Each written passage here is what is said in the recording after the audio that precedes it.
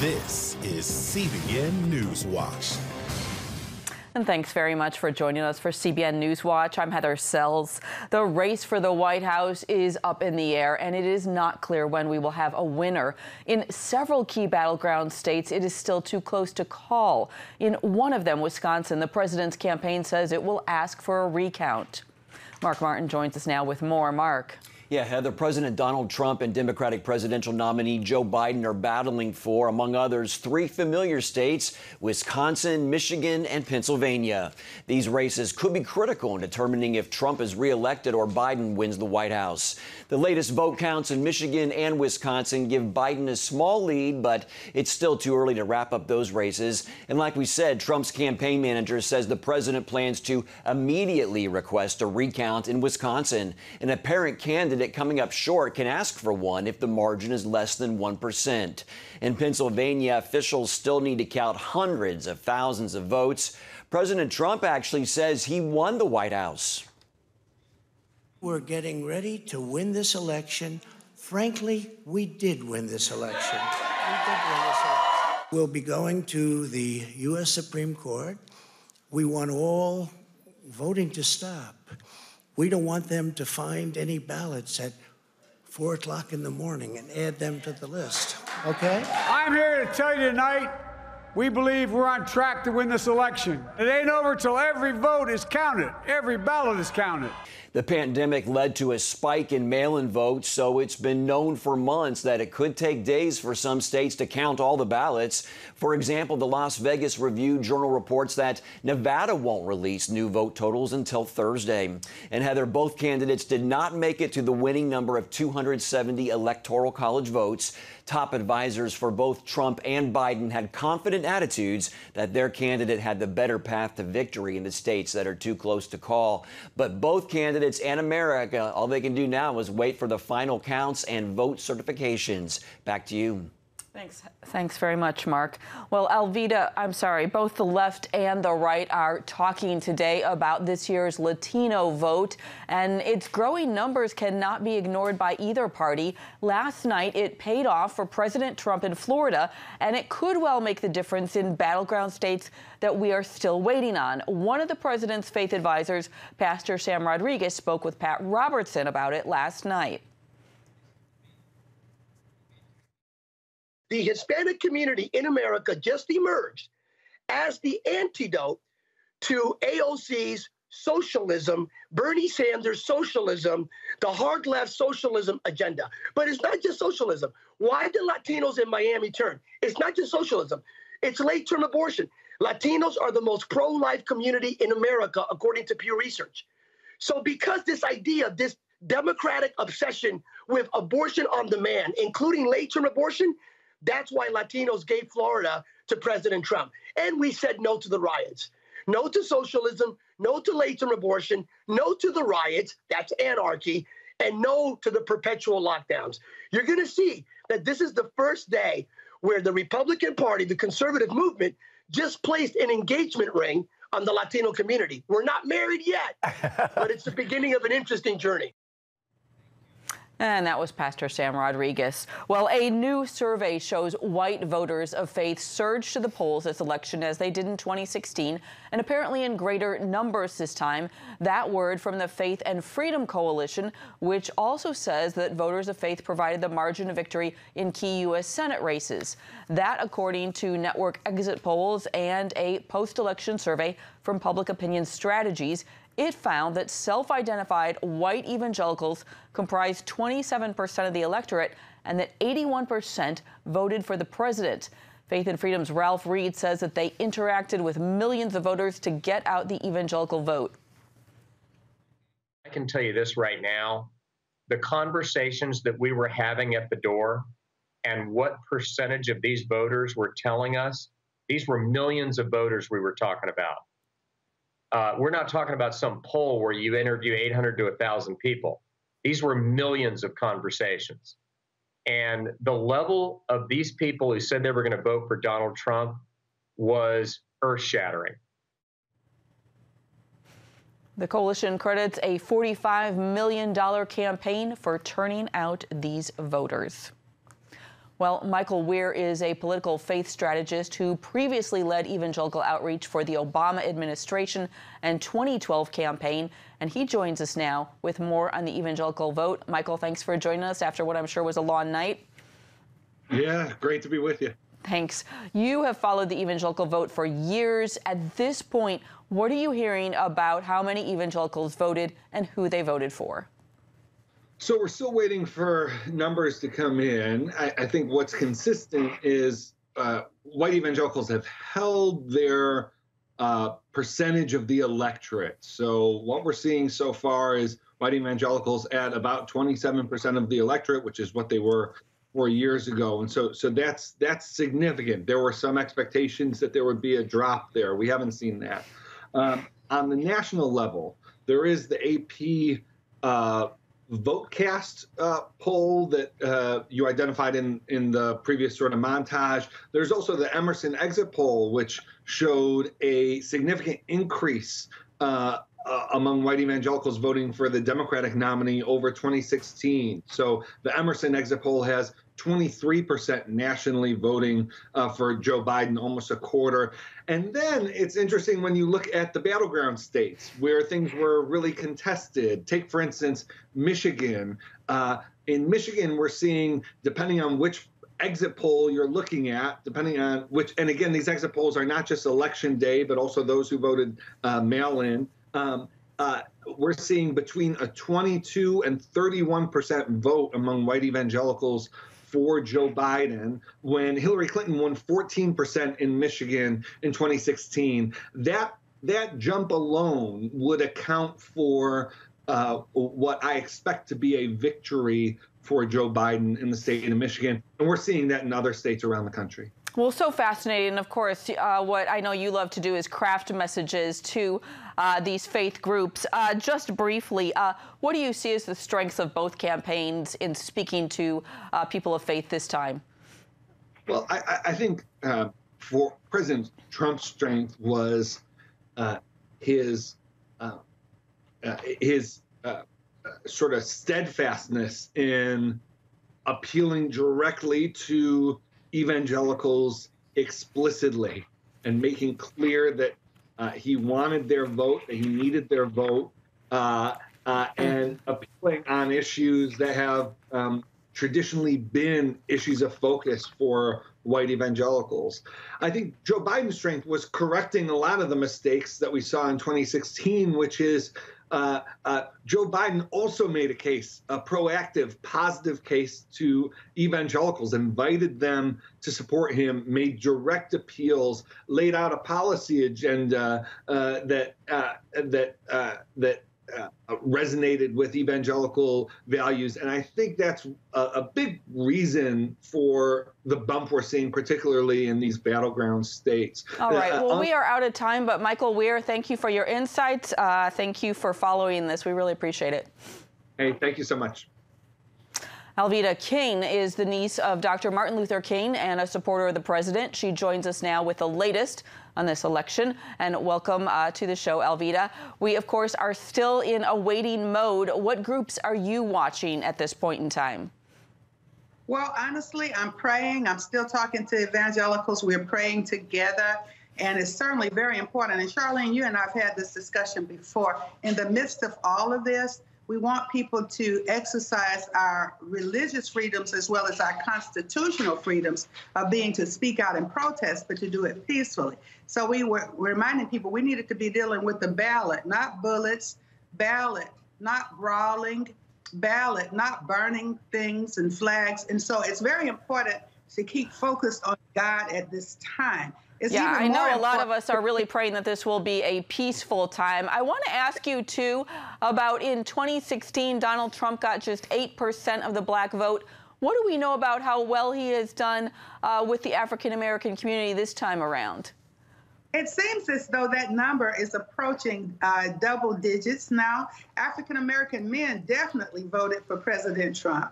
And you have African-American women at a much smaller percentage supporting the president as well. And I think his platinum plan, his help to the historically black colleges and universities is important. Also for me, And this goes beyond a skin color situation. You know, we are one blood, one race anyway.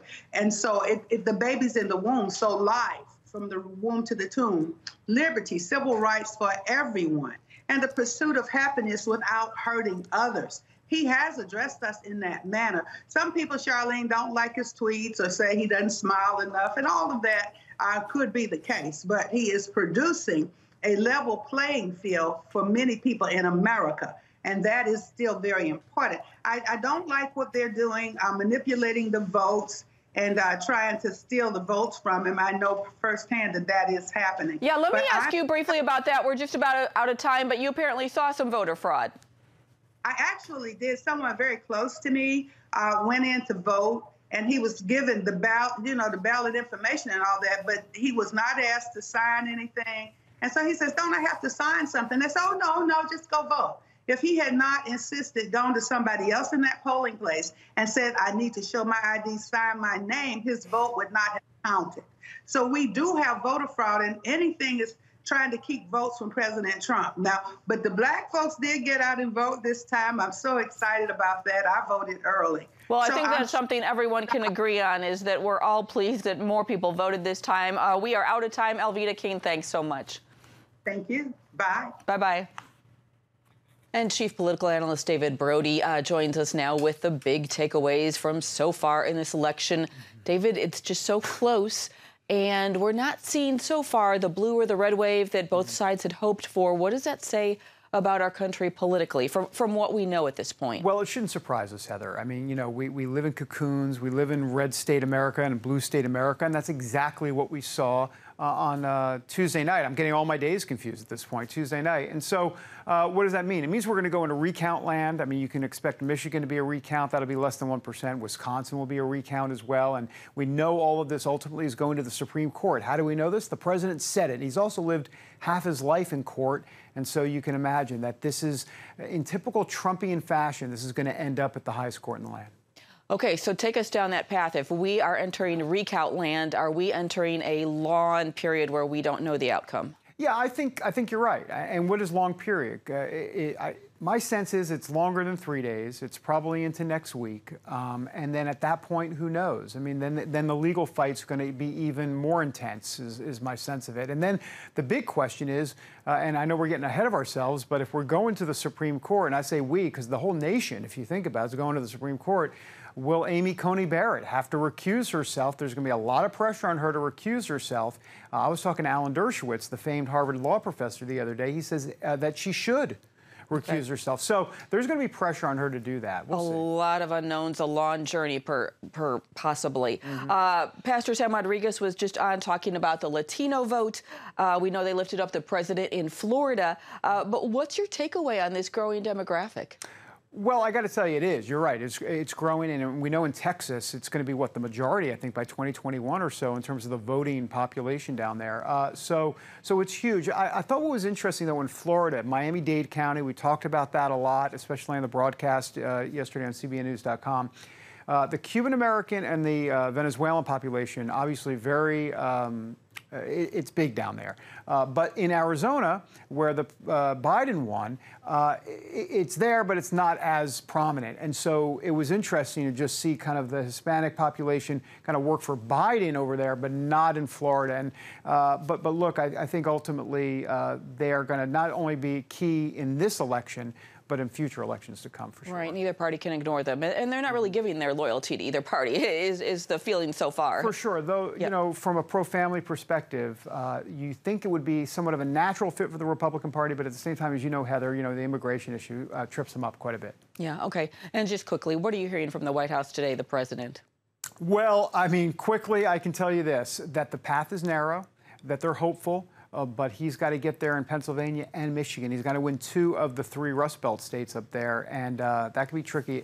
I will say this, they're actually kind of a little bit excited about Nevada, the fact that that could potentially flip for them. If that's the case, then he only needs to win Pennsylvania and Nevada, and he gets to 270. So we'll see. They're cautiously optimistic. All right, David Brody, thanks for your time. You bet. Coming up, the streets in the nation's capital were relatively quiet election night. We will have more on what might still happen in the coming days. Stay with us.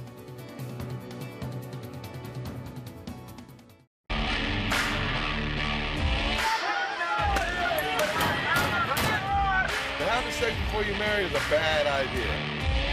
Don't tell me there's no such thing as gun violence. That just depends on your definition of when life begins. Watch Dan and Dale tackle trending topics that test your faith on the next Faith Wire, Monday night at 9:30. The Global Lane takes you around the world, providing facts over fiction. What might rising trade and geopolitical tensions mean for you on the home front? With over 45 years of experience, award-winning journalist Gary Lane brings you the truth from a global angle. What about the issue of immigration? World news analysis you won't see anywhere else. And it's all right here on the Global Lane. Watch The Global Lane, Thursday night at 9:30.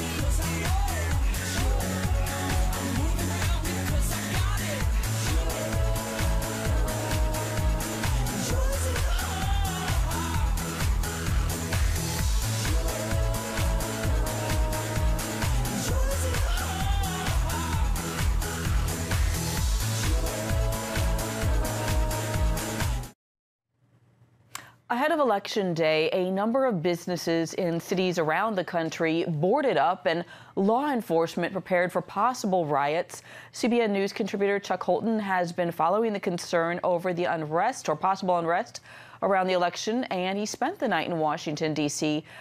He's here with us now. Chuck, thanks for joining us. Yeah, I'm glad to be here. It was not as wild and crazy as some people expected it to be. Obviously, judging by the number of windows that were boarded up all over Washington, D.C. yesterday, it really was amazing. I've never seen anything like it.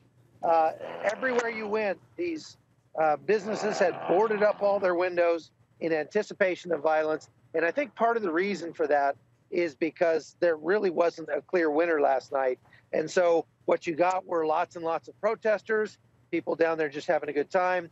And as the night wore on, the mood did get darker when a whole bunch of Black Bloc and Antifa members showed up in Washington, D.C. and started assaulting journalists, telling people to turn off their cameras and leave. And there were some skirmishes with the police. A few people were injured and a few people were arrested. All right. And Chuck, were you able to talk with any business owners, or are they still boarded up? What's the concern or lack of concern going forward? We obviously still don't have a clear winner.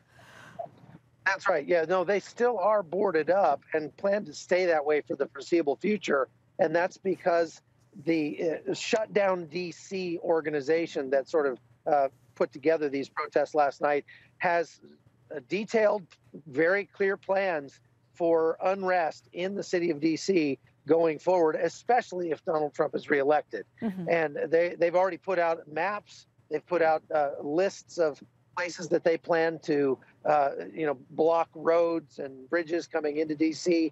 And they are calling for even taking over federal buildings, sometimes even with violence.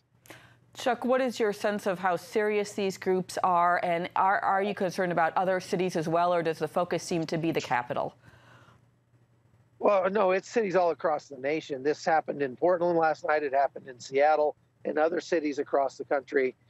They're very serious about that. It is abundantly clear that there is some small subset of Biden supporters, I guess, leftists, that will not accept another Trump administration. And they put that on their placards, they put that on their signs, that they absolutely will not accept Trump winning the election. And the flip, Chuck, what happens if Vice President Biden wins?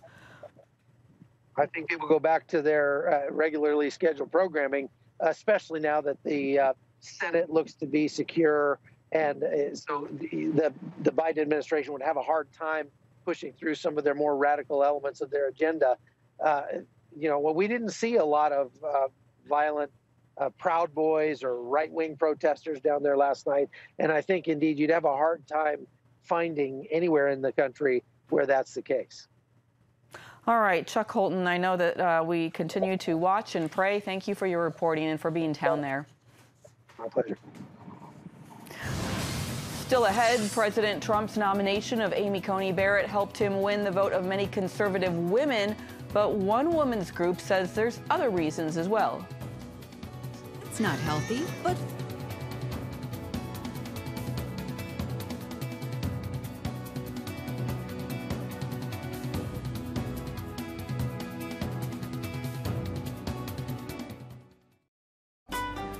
want to be a part of a community that inspires your spiritual growth while winning prizes?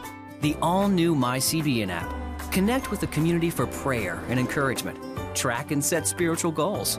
Enjoy conversation starters with friends and family. And collect points to win prizes. The all-new MyCBN app. A great place to belong. Download the app at cbn.com/mobile. Grow, connect, have fun. The all-new MyCBN app. On the home front. Thanks for joining us for CBN's On the Home Front, where we highlight what the men and women of America's military do to defend our country. CBN honors the men and women in our military with an initiative called Helping the Home Front. It partners with churches across the country to meet the needs of their military families, from repairing homes to wiping out medical bills for wounded veterans. Watch On the Home Front today at 2:30.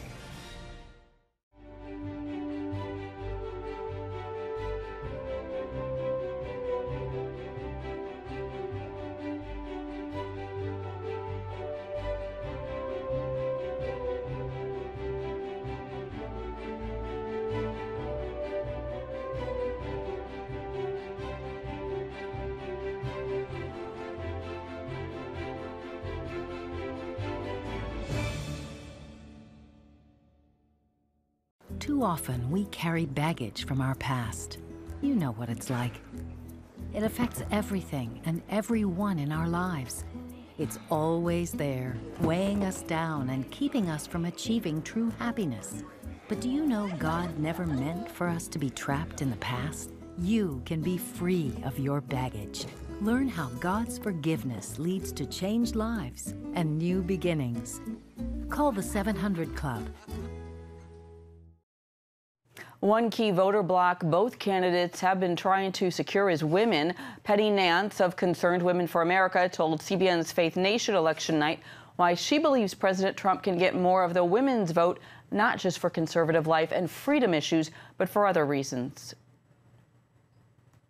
I think the issue of privacy and safety for our families. I believe what we have seen unfold in the nation's city, the rioting and the looting, the defund the police movement has not been helpful for Democrats. I think it has been a net loss for them.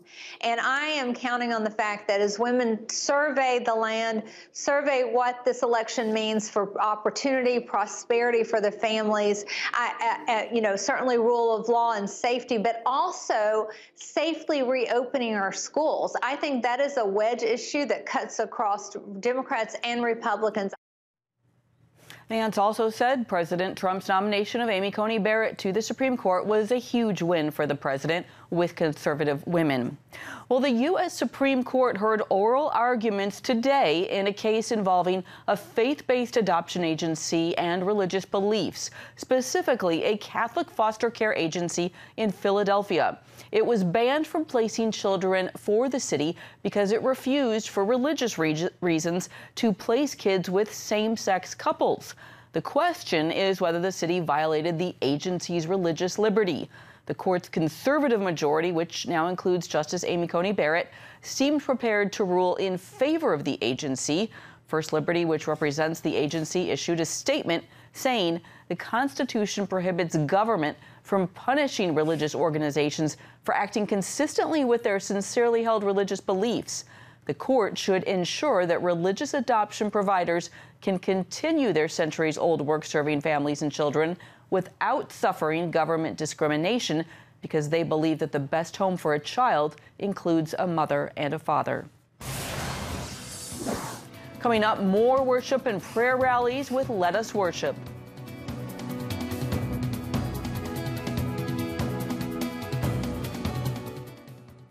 Are you suffering from feeling tired or worn out during the day? Can you not turn off your brain at night? You are not alone. Hi, I'm Dr. Michael Bruce, the Sleep Doctor, and I've partnered with the Christian Broadcasting Network, and we're going to bring you some unbelievable information that you can use tonight to get a better night's rest. Wake up to your best life. Call 1-800-700-7000 or go to cbn.com to get your free copy of Protect Your Sleep today. Nutrition, exercise, essential oils, weight loss, and more. It's Healthy Living with Lori Johnson. Talk about what's in this. Join CBN health reporter Lori Johnson to get the latest information from today's top health experts. This is fantastic. Find out what you need to know to live a healthier life. Watch Healthy Living, Tuesday night at 9:30. Woohoo! Hi, Superbook fans. Here's something else you'll love. It's the new Superbook Bible app. It's packed with games, activities, and Superbook episodes that you can watch for free. Oh, no! There's trivia, a fun daily devotional, and answers to your Bible questions. Plus, an easy-to-understand Bible the whole family will enjoy. You can even create your own Superbook character. Ta-da! Whoa! Millsburg Falls man coming. Sorry, pardon me. Sorry, excuse me. Ouch! Are you getting this? Earn super points to win daily prizes too, and so much more. Time to get back to my adventures. See you soon. It's the new Superbook Bible app. Free downloads on iTunes, Google Play, and Amazon. Well, 2 more Let Us Worship rallies were held over the weekend in Nevada and Arizona. Worship leader Sean Foyt tweeted from the Las Vegas rally in the exact street of death, pain, and despair from the shooting in 2017. God brought salvation, hope, and life forth.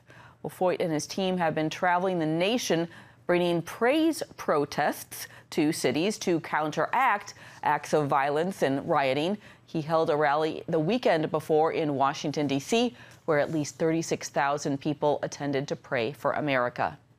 And that is it for this edition of CBN News Watch. Please remember that you can find more of our news programs on the CBN News Channel anytime or online with cbnnews.com.